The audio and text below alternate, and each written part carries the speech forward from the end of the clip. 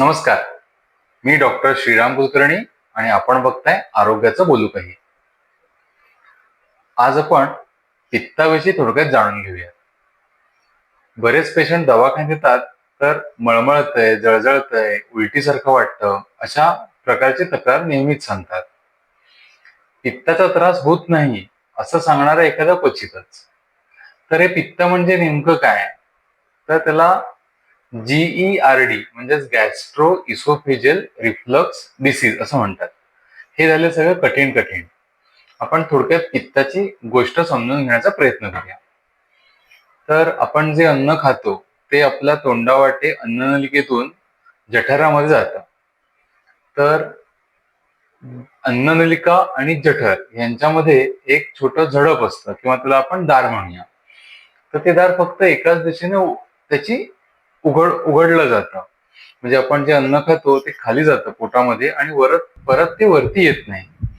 पण काही लोकांमध्ये हे झडप किंवा हे दार थोडं सैल होतं आणि त्याच्यामुळे खाल्लेलं अन्न हे परत अन्ननलिकेमध्ये येण्याचा धोका किंवा येण्याची प्रक्रिया सुरू राहते.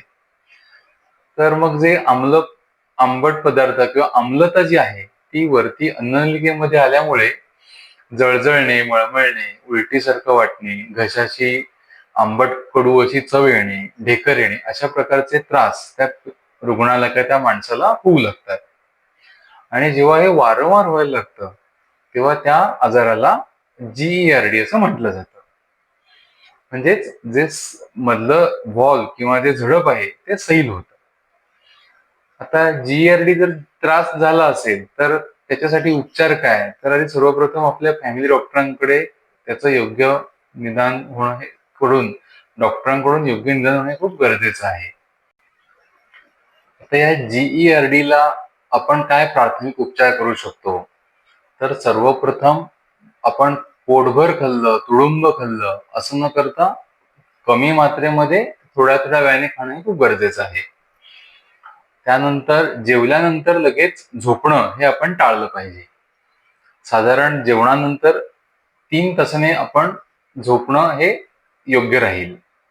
ज्या पदार्थाने त्रास होतो जसं की आंबट पदार्थ, तिखट पदार्थ, तेलकट पदार्थ किंवा ज्याने आपल्याला त्रास होतो असे पदार्थ शक्यतो टाळावेत किंवा अगदी कमी मात्रेत घ्यावेत.